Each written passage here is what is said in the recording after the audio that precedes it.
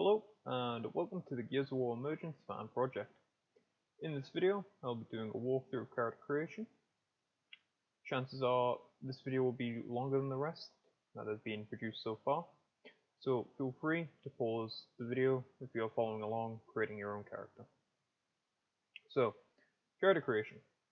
Now, when going to create a character, there are 2 points you need to be aware of. This requires you to get information from your DM, or person running the game. These are these characters joining the cog before or after E-Day? This is an important distinction to make, as it changes the starting feat choice.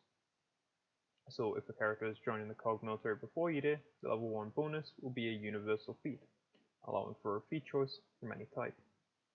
If a character is joining the cog military after E-Day, the level 1 bonus will be a post-E-Day feat. The difference between pre and post E-Day feats are representative of a decline from the structured, well-trained military of the pre-E-Day cog to the rapid adjustment needed to combat the locust threat of the post-E-Day cog. Because of this, pre-E-Day feats tend to be stronger overall, but the post-E-Day feats are more focused around dealing with the locust. So, post-E-Day feats tend to be more common, a lot easier to get, since the overall game is taking place during that time period. So with that quick bit of information out of the way, I will detail the restrictions I will be using for this character. I have 1000 points to use for this character, however that amount is considered high, so I would recommend somewhere around the 500 point area. That seems to produce good balanced characters. Since this character I will be creating is for testing high level content, the point amount is a lot higher. Alongside this, the character will be joining the cog before E-Day, so I will have access to pre-E-Day feat choice. Okay, restrictions detailed. I can continue on. So the documents you will need open for this are as follows: the Gears of War Emergence handbook, the equipment handbook, the blank character sheet, and the leveling doc. These are the 4 documents you need. You can either roll your dice in person or online. I'll be using online for this walkthrough so you can see what I roll. Here's the route I recommend you follow when creating your character. First, you should roll your stats. This is done to see what distribution of stats you have. So the way I recommend you roll your stats for this to get a good deviation is by rolling 4d6 and dropping the lowest result. And then do this 6 times for all the main stats. So I will show you now. You come on to roll 20. I wish to roll 4d6. Okay, the lowest result there was a 3. So quick mouse, I got a 15 for that result. Now I would do this 5 more times. 1, 2, 3, 4, 5. And as you can see, I was shafted on a lot of those rolls, but it is what it is. So for that result, I got a 8. For that result, I got a 9. For that result, I got an 11. For that result, I got a 9. And for that result, I got a 16. Okay, and for the first one, it was 50. So the overall deviation there is pretty subpar from what I've seen, but it will do. So my results are 8, a 9, a 9, an 11, a 15, and a 16. So that will do. With that done, you can choose where to place your results. You can either do this now, or wait until you have a class in mind, and then build it in then. But for this case, I already have an idea for what I will do for my character, so I'm going to place these into the character sheet now. So I'm just going to take a quick snipping tool of those numbers, so I don't forget. Bam, and drag it off to the side here. Okay, so we're on the character sheet. So here, I know what sort of character I'm going to go for, and it needs a lot of strength. So what I'm going to do is I'm going to put my 16 up here. That gives me a +3 in the modifier. I'm going to need wisdom.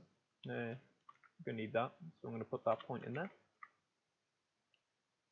So the quick way to work out these saving throws is every +2 you have in the main stat is equal to a +1 in the modifier, or the saving throw in this case. So if 14 is a +2, if 15 is still a +2, but when it reaches 16, it goes to a +3. So that's those two assigned. I have an 11 to assign somewhere. I'll put it in intelligence. I've got 2 9s and an 8. Ooh. Put the 9 in charisma. Dump that stat. Oh boy, this character is going to be on the weaker end, but I'll fix it. There's a couple ways you can recover a poor stat roll like this. So with those stats put in, that goes to a -1. That stays at, oh no, sorry, that stays at 0. Oh, no, sorry, it does go to a -1, my mistake. It goes to a -1, -1, and that stays at 0. Okay, so those are rolled, those are put in. Okay, so the next step you would do here is you would pick a race. Now, to do that, you would come over to the Gears of War handbook, and you would come down to the race selection. It's near the top, so you would just do a little scroll, and it's there. Now, I've already chosen what I'm going to go for. I'm going to go for a Tyrant Male. Very basic, but it gives me the extra strength that I will need. It gives me a little bit of con and some intelligence. So I'm going to go place that in my character sheet. So I need to go my strength up by 2. That goes up to a 4. Intelligence goes up by 1. With modifier +1. And the other stat was +1 con. Okay, so it brings my con back to baseline. There's a lot of ways to improve your stats in Gears of War Emergence. It is difficult by nature, and it's better to have at least decent stats than negatives here. It doesn't break it by having really good stats in these main lines here, and it's almost encouraged. Especially with strength. You want high strength almost all the time. All of the stats are useful in their own right. The only stat that I would say is a dump stat would be charisma, and that's dependent on your class. If you went for a squad leader or anything in the command and control archetype, you want charisma. Okay, but we'll touch on that when I get around to it. So I'll put my Tyrant Male status in. I will now come over here and update this. So race and gender, Tyrant Male. We'll save and close that. Updates that nicely. Okay, so I have my race, my stats assigned. I can now go over to the leveling sheet and start spending some points to build my character. Okay, so leveling sheet. Now, as stated before, I have 1,000 points to assign, so I will go from there. This main archetype page here holds 90% of the points options. There's one other page, it's only for special cases if you're picking this backstory here. But for other than that, you can probably find it if you're picking that. Now, point values may change, so don't use the values in this video as a base. Always make sure you're using the up-to-date Google Doc that you can find through the project as well. So, as stated, got 1,000 points to spend. I would recommend when you're building your character, you communicate with your other squad members to see how you want to build your squad. You don't have to, but difficulty can be a problem, especially if you don't bring a medic, so I would recommend talking, communication. Now, with this test group, I'm already aware of what my other squad members are doing, and I'm the last one to create my character. So I know what they're doing, I know what the squad needs, so I'm going to build a more support-based character. And for that, I'm going to go for the Medical Corps archetype. Now, when you're selecting an archetype, there is a base cost to every archetype. This is a flat value that is put on your points cost no matter what class you're choosing. So if I was to pick a field medic, it would be 150 plus 100. So it would be 250 total. But in this case, I have 1,000 points, so I'm going to go for a Medical Corps archetype, Combat Medic. So that's using up 600 of my points, which is fairly expensive, but this class gives me survivability and the skills required to endure difficult content. So I'm going for that. So now that I have that set in, I have 400 points left to spend, but first I should double check what my class gives me for my levels. Since his character is starting at a base level of 4 for this test, I have access to more options than you may have at your level 1, but it's at your DM's discretion at what level you start at. Okay, so Medical Corp is down here, this tab here, boom, and now we switch over to the page that houses all of the Medical Corp information. Now, at the top left of every page, you will have your bonus for picking this archetype. It's an innate bonus that you will always get. So I get 2 stat points to my wisdom from picking a medical corps, which is good, helps me with my medical actions. When I go back to my sheet, I will assign that over. Now, another point worthy of note is see down here, the combat medic box. There is no level 1 for this class. Now that means this class cannot be picked at level 1 in this instance. However, special operations classes work differently, so check the handbook if you're selecting one of them.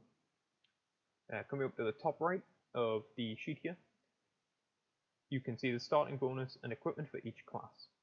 This can be various feats or equipment sets that you are immediately given for being in that class. So in my case, I'm a level 2 combat medic, well, a level 4 combat medic. I have medical cargo equipment, basic cog training, medical training, advanced medical training. Those 3 there are feats.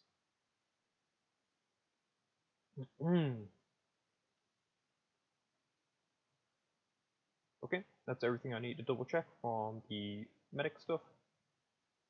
You can see what I get for leveling up in this class. All the levels go from 1 to 8, so I will be around here in the level 4. Yeah, everything I need to double check. I'll note down on my character sheet my feat choices. So what I'll do is I'll take another snipping tool, just so I can remember it without switching back and forth constantly. So now, a character sheet. There's a lot of stuff I'm not going to do immediately, because there's a lot of stuff that could influence it and change it, which would make more work for myself. So come down here to the feats list. For the time being, I'm just going to quickly note down basic cog training. Come on. Training, feat. I have medical training, feat. Advanced medical training, feat. Okay, so that's that done. Reset that. This is a default character sheet that comes with some pre-plugged in numbers, just to give you an idea of where to fill in. Okay, so we've transferred that over. I'm going to put my +2 to wisdom from my archetype bonus in here. Takes me up to 17. That becomes a +3. Okay. Okay, so you will remember there is another thing I need to enter. Medical cargo equipment. Now, so far you're not going to know what that is. So you go to the Emergence handbook. This is where all of your equipment sets will be. Now, if we scroll down, we keep scrolling, we keep scrolling, we keep scrolling, go past all the information. If you wish to have a further breakdown or explanation of what each archetype and class is, it's in here. So for example, I have my combat medic, which is broken down here. Nice little bit of lore, bit of information, bit of background. So now we are down to equipment. So these are your basic equipment sets that are default. So I got medical cog equipment. I'll take a little snippet tool of that for later. So I get a Pendulum Wars era medical variant armor, which is pretty damn good. I have a Lancer Mark 1, a snub, a knife, 2 smoke grenades, and a stim. Okay, it's a good starting point, strong armor, decent weapon, and good utility. Okay, so I've already applied my stat points for my archetype bonus. That's all done, that's all dandy. Okay, so we come back to the leveling page. Now, as you recall, I've only spent 600 points. Now, I want to spend more, because obviously they're there, I should use them. Now, I have 400 points left. I still need to choose a backstory, but after that, I have 200 points left to throw around with. Oh, no, sorry. Depending on what I choose, I may have 200 points. So, having a quick glance here, a couple of different things I could choose. There's a lot of good choices here. Now, in my script, I was going to choose a military veteran just to bump up my number a little bit, but for sake of showing off some of the other features and intricacies of the character sheet, I'm going to pick a civilian backstory to give me a stat point to distribute, so that I have 350 points left, and from then I'm going to pick another stat increase. That leaves me with... Ooh, quick master's failing me. That leaves me with 150 points left. Now, I can either spend that on a skill proficiency, a starting helmet change, or change my issued pouches. Now, choices in this section can be picked multiple times, so I'm going to go for a skill proficiency as well. Okay, so I have given myself another +2 to my stats I could do, and I'm going to go do that, and I'm going to bump up intelligence. I'm going to bump that up to +2. So now I'm getting an intelligence bonus of 1. Let's put that there for later. Wrong sheet. Okay, I have 2 skill proficiencies to place, however, oh no, sorry, I got 3 skill proficiencies. Place how I wish. Okay, so come back to the sheet. I'm just going to quickly note this here, make that smaller. Proficiencies. Yeah, spelling. It's alright, I know what it is. Okay, so we've got that. Okay, so my skills and that shouldn't be changing all that much from here on out, so now I can start plugging in the other numbers on my character sheets. So, going through the boxes, my strength is really high, that's good. The higher the strength, the better. My wisdom's really good for being a medic. It could probably be a bit higher. It probably will be when I check my medical feats. Intelligence is good. It's always a nice one to have high. Charisma, con, and dex is really low, but it is what it is. So, we're going to come down here, and we're going to come to hit dice. Now, I am making a level 4 character, and that has not changed. I went for the civilian background. I went for a medical. Come on, underline. Medical. Corporate archetype. My class is a combat medic. Make sure you note that down just so you remember it. Character name you can do whenever, and you can fill this in based off this information. So, coming down here, we have hit dice.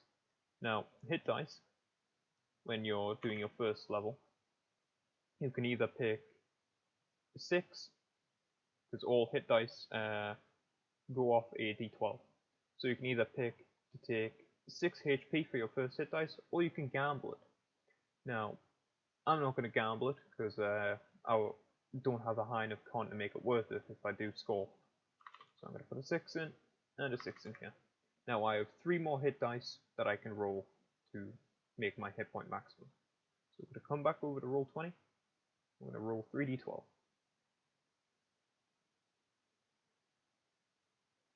And we're going to wait for the result.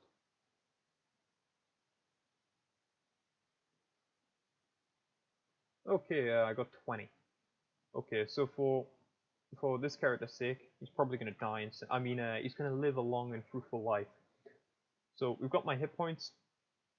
That's the hit point maximum done. The higher your con. So say for example, I had a +1 modifier in my con.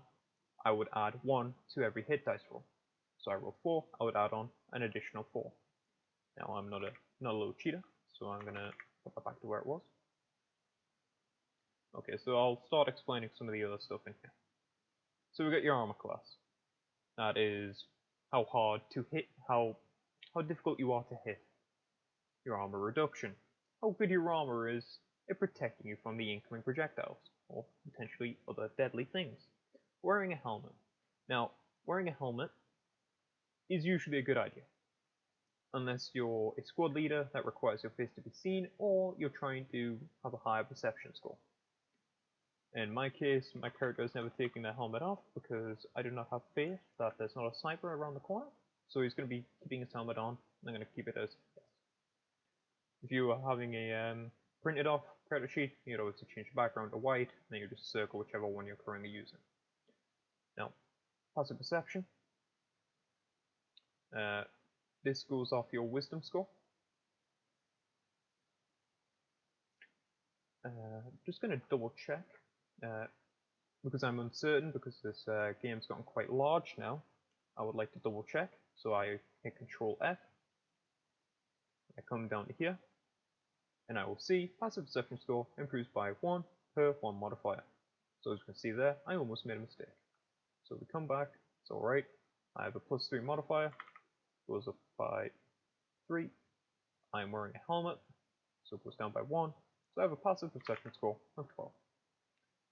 Yep, if you're ever uncertain about anything, check the handbook. Chances are, more than likely, it's covered in there. I've done a good job so far in doing that, so hopefully it stays the case. Now, proficiency bonus. Your proficiency bonus is determined by your level. So we come over to your leveling sheet here, and in my case, I'm level 4, so I have a proficiency bonus of 2. So I'll make that a +2. Initiative, you don't need to worry about unless you're a squad leader or anything of that sort. Now, there's a spare box here. If you would like to put something else in there, you can do. It's up to you what you do. Now, temporary hit points. This goes off your constitution stat score, not the modifier. So if I had a constitution of 15, my temporary hit point maximum would be a 15. Now, temporary hit points is the hit point pool you can increase via using medical items that give you a temporary boost to your health, but it's not long term. It'll go away after a while. Okay, so that's primarily everything I need to cover there. Now I will change this later because I know it's a different one for this armor that I'm wearing. Now we come down here, down saves. When you go down, you roll a down save. You're still able to move, yada yada, you just circle in which one you have. When you have 3 failed down saves, your character will fall unconscious, not dead, and he will need to be reawoken, and he will take wound tokens. So we have your number of actions. This can be influenced by feats, potentially some other things. Everyone has a universal action, a movement action, an orcs action, and a reaction action. Pardon me. So reactions can be done anytime. Say for example you're about to get shot at, before that enemy rolls that dice, you can make a reaction to try and do something to avoid it. Now we come down here to your skills. Now your skills go off your modifiers. So for example, dexterity, I have a -1, so I will put a -1 in here. Wisdom, I have a +3, so +3 here. And then you would go through, you would do this for all of your skills. And in doing that, you will know, after a while, what your character is capable of doing. Now, if you recall, I had 3 skill proficiencies. Now, I can place those into any of these skills I wish, and it will give me a +4 in it immediately.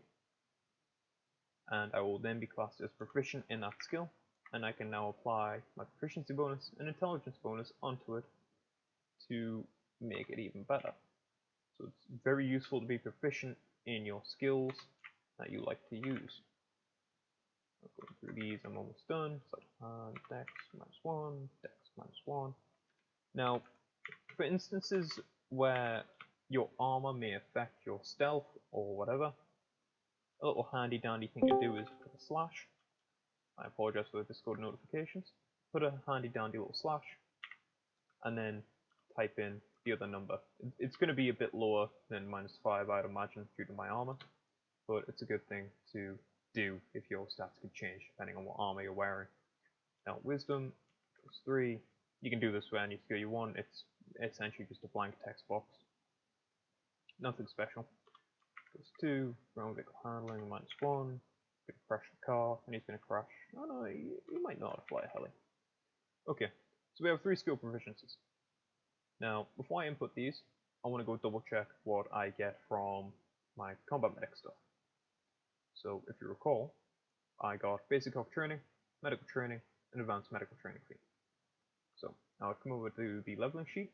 If you hit this arrow that says scroll right, you can come over here and view the feats. The feats are in alphabetical order, so you can see what happens. Now, you will see here in advanced medical training, I become proficient in the medicine skill. So I would come back over to my character sheet. Medicine skill immediately gets a +4 to it. So that brings me up to 7. And I am now proficient in it. Oh look, it's being auto-corrected, how nice. So, I am proficient in medicine. Oh, come on. Okay. Bold underline that. So I'm proficient in medicine.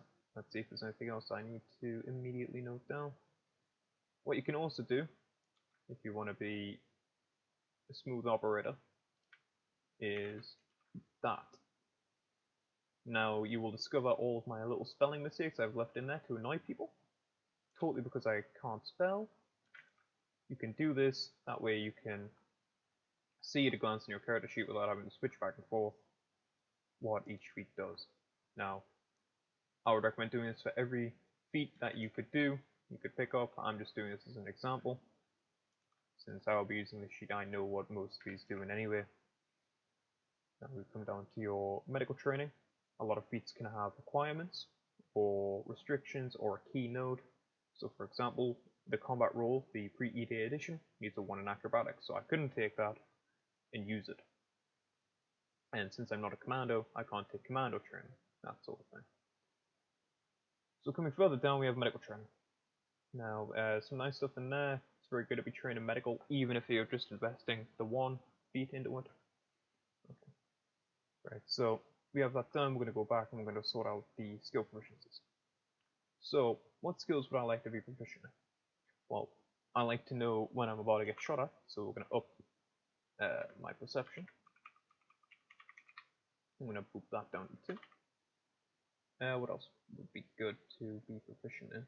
Oh, I'm already proficient in athletics because of hitting a 4 on it. Whenever you hit a 4 in skill, you become immediately proficient in it. What will help me in combat? Let's have a look. See. Nothing else will immediately help me in combat from what I can see.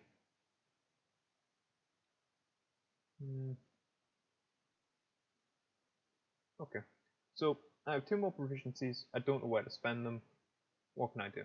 Well, there's no combat skills I want to invest in currently. So I'm going to boost my out of combat skills. So I'm going to pump 1 into investigation, help me find ammo or potentially other things scattered about on the ground. So that goes up to a +6. And I might as well put it into insight, so I know when someone's trying to rob me blind. And that has covered all of my skill proficiencies. And now, my relatively weak looking character is now very good at supporting the team. He may get downed in a couple of shots, but that's what the heavy armor of the combat medic is for. So proficiencies are done. Basic cog training, that gives you a +2 in basic, and it means you can move in cog armor. That's the gist of that one. Now we come down to the more placeholder area of the equipment. This stuff is just here if you take the standard armor. It saves you transferring stuff over. But if you have a special case like myself, and you have the Pendulum Modes Era Medical variant, you'll come over to the Equipment Handbook, and you would scroll down from the top. You come to Pendulum Mode Era, We keep scrolling, and here's the medical issue. Now what you can do here, since it's nicely formatted, you can just hit a cheeky Control-C and a cheeky Control-V. And boom, there you go, problem solved. Now, it will require a little bit of cleanup. Just press enter there. I'm being told my friend is stranded in space. That is a problem for him to sort out currently. And we have a helmet. Now, since a helmet wasn't defined, you will be using the standard helmet for that era. So in my case, it would be the standard issue Pendulum Wars helmet. So come over here, give this a copy, give this a paste, and just hit a Pendulum Wars. There we go. That's that sorted. Now, in my case, I have a Lancer Mark 1, so I can get rid of placeholder. I do not have magnetic slots, so I cannot take another primary weapon. And I'm using support grenade rings, so I can take 3 grenades.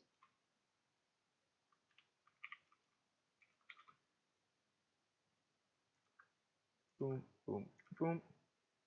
Okay, so from here on, your character sheet is just about done. What I would recommend doing is, if you wish to see the speeds of each armor, because it wasn't on the equipment handbook where I thought it was, come over to the Emergence handbook, and it should be around here-ish, if I remember correctly. Scavenging table, that's all that, that's all that, that's all that. Yes, yes, yes. Ah, here we go. So it's a little bit further down the page. So the Pendulum Wars armor is a lot slower, but it's a lot more protective. Now, each armor set has its requirements, and if you don't have the requirements. So in my case, my character can move 25 feet of movement per action, whereas if you didn't have the requirements, you could only move 15. So I now know the speed of my character. I can update this here. Each character outside of armor has a base speed of 30. So that's a little key thing to know. Proficiency and intelligence bonus. The reason I want to show off intelligence bonus is to mainly see that intelligence is not a dump stat. It's incredibly helpful. It's another way of gaining essentially another proficiency bonus. So in game, if I wanted to, say for example, make a medicine check, I would roll 1d12 plus my wisdom modifier, which is +3, plus my medicine score. Now it is a base of a 7 with everything I have, but I would also be applying another +3 on that. So my character is incredibly good at medicine. He knows just about everything there is. He's incredibly well trained, and he will do just about anything he can, medicine-wise. But ask him to tell you which tree that is, and he will not know. So it's an incredibly good idea to invest in intelligence. It's a very good idea to make skills you're going to use often proficient. Proficiency, it can potentially save lives. Now, proficiency can be done with weaponry. When you hit a +4 in a proficiency table for weapons, you are now proficient in using that weapon. Now, I believe you also apply your proficiency. I believe you. Oh, hang on, let me just sort that down. I'm going a bit off the rails here because I'm nearing the end. I just want to explain a couple things. And weapon proficiency is kind of important. So, yeah, scroll.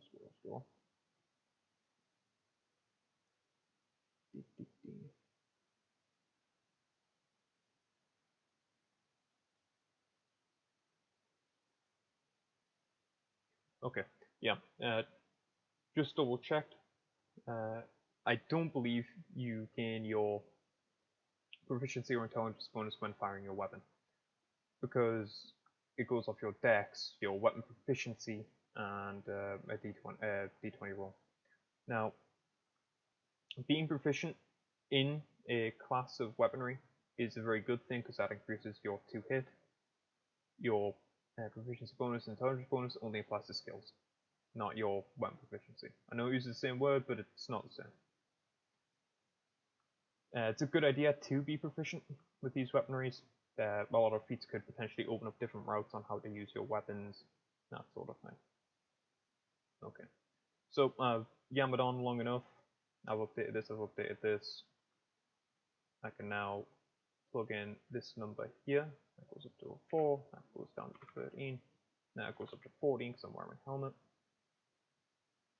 Now I can come down here and show you the rest of the character sheet because we're not quite done yet.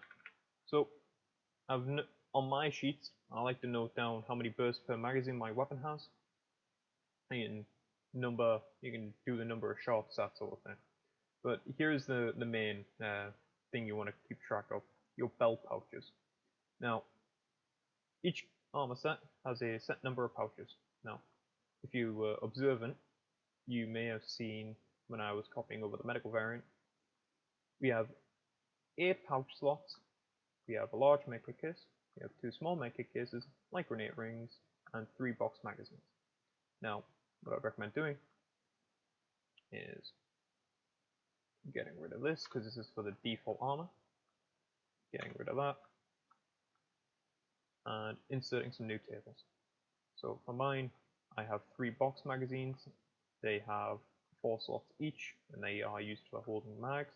This stuff can be checked through the weapons and items document. You don't really need to have it open for this, but it is here at the top of this equipment handbook. It's not necessary, but if you want further information, it's there. Now, you would come over to the light grenade rings. It can hold 3. So we'll put that in after that. Now, this is how you manage your inventory as well. It's very important to manage your magazines. You don't want to be all of a sudden just firing away, then your DM clicks, he's not reloaded in a while. He's going to have fun in his next turn. And then you go to shoot a locust in the face and realize, oh, I've not been keeping track of that. Well, goody me. So, small medkit case, it can hold 1 slot off the top of my head, could be wrong. Just trying to get this stuff done. I have talked long enough. And we come to the final one. Large medkit case can hold 4 slots. Now you would label these, for example, box mag pouch 4 slots. Boom, boom, boom. Light grenade rings 3 slots. Small med case. Now this is a very dirty way of doing it, but yeah, it works. Large medkit case.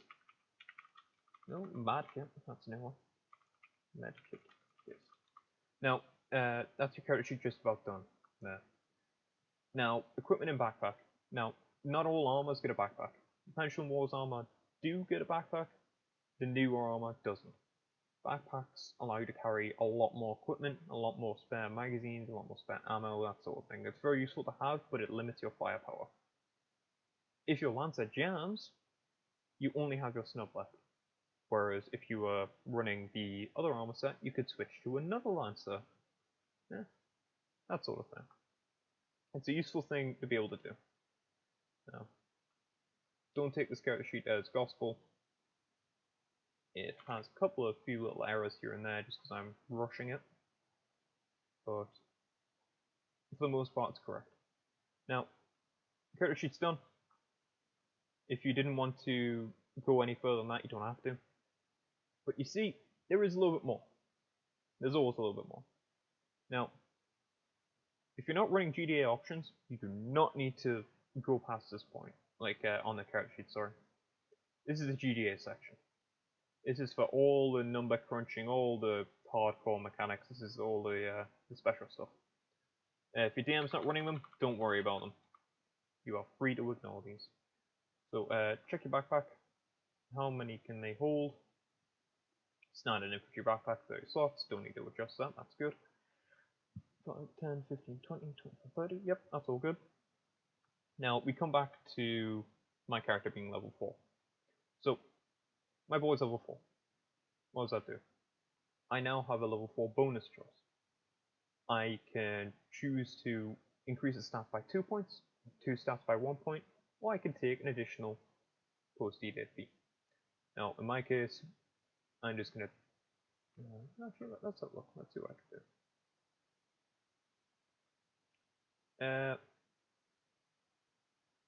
Nah, too lazy. I'm just going to take the post-E-Day feat.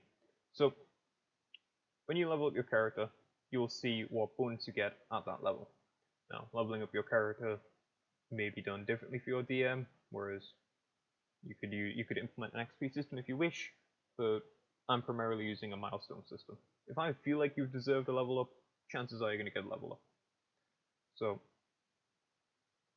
at level 3, the combat medic, I get an option for a post-E-Day feat. And at level 4, I'm going to be choosing a post-E-Day feat. So, including my pre-E-Day creation, I have 3 feats I can choose. So, let's go get that done. Pre-E-Day feats. Now, my boy isn't very good at shooting, so I'm going to look for something that improves his shooting. There's a lot of feats in here. Now, it may not be the best thing for you to take for your character. Like for here, I could take Field Surgeon and make my medic really, really good. Or I could look for something to make him more better at fighting. Now, fighting is what's going to be done for the majority of the time, let's be real. Having a character who is not very good at that can lead to you having a severe emotional event, or a significant emotional event, whichever one happens. Now, judging by my boy's inability to shoot straight and having a low dex, chances are he's not going to hit anything. Now, having a look through these feats here, feats can only be taken once, so don't overdo it.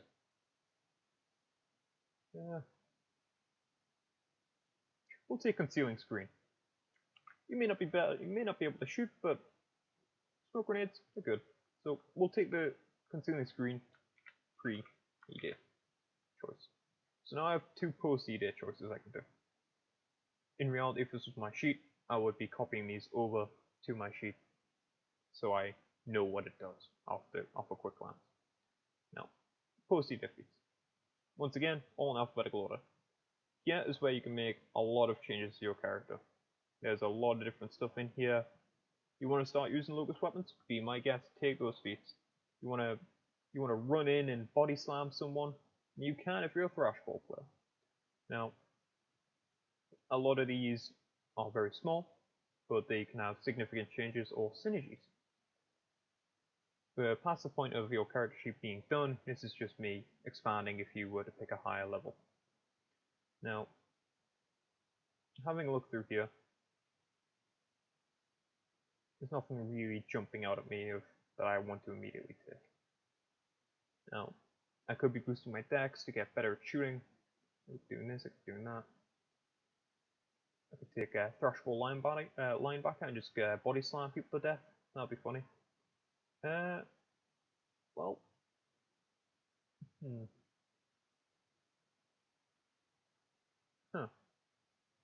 Well, I'm gonna double stack my smoke grenades.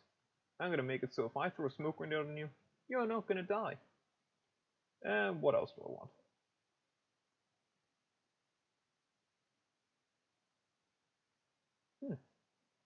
Well, chances are I'm not gonna be able to shoot anyone. My grenade throwing skills is gonna suck, but I can throw them really far. You know what? I think I'm just gonna take something to boost up my cog shooting skill. So I'm gonna take basic weapon training. Gonna increase that, and there we go. My cog basic skill goes up to +4. My guy is not terrible, and he can now shoot.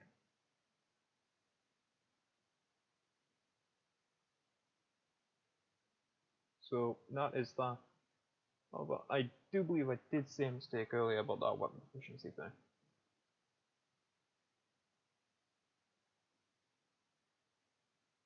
I'm just reading.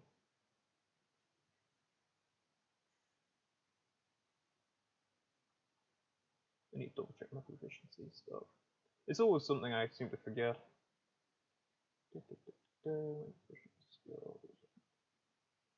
Yeah, so it must have been an older version where that was the case. Yeah, so I was not wrong, still the case. Now, this end of it is kind of gone off the rails a lot more. It's gone way off script from what I had planned, but for the most part, this is a character sheet. You give it a funny little name like Boris. There we go. We've got Boris. We've got Boris the med. Oh, what's the acronym for this? He's MC Boris. No, he's yeah. It's probably MC. Medical Corp. Combat. Medic. At level 4. And there we go. Character sheet's done. It's fairly simple. You just gotta follow the process. Now you can make a way stronger character than this, than what I've done, out of sheer laziness and potentially just wanting to get this done. I've left my dex score at 8. If I was to make a character, I would highly advise get this number as high as you can. This is what's determining your ability to hit. Now, a dex score of +3 is the limit for your basic weaponry. So if you're just using a lancer, you just need to push it to +3. So, but if you're trying to be a sniper, you want to pump that dex number as high as you can. You've got to pump those numbers, rookie. Right. For the 4th time, I'm going to try and if I get distracted by anything else on here. But that is creating a character. Now, it's fairly simple, but I've done it loads of times now. I would highly recommend, if you're unsure about something, check it against the handbook, check it against the other stuff, just double check everything. And have fun with it. Yeah, that's my advice. You want to go in with an idea of what you want to do. You don't want to end up with what I was doing in the end there, where I'm like, what could I take? But hey, make a fun build, make something strong, keep your boys alive, hope for the best. Live to fight another day, kill all the locusts, win the war, happy days. Have a good day, and goodbye.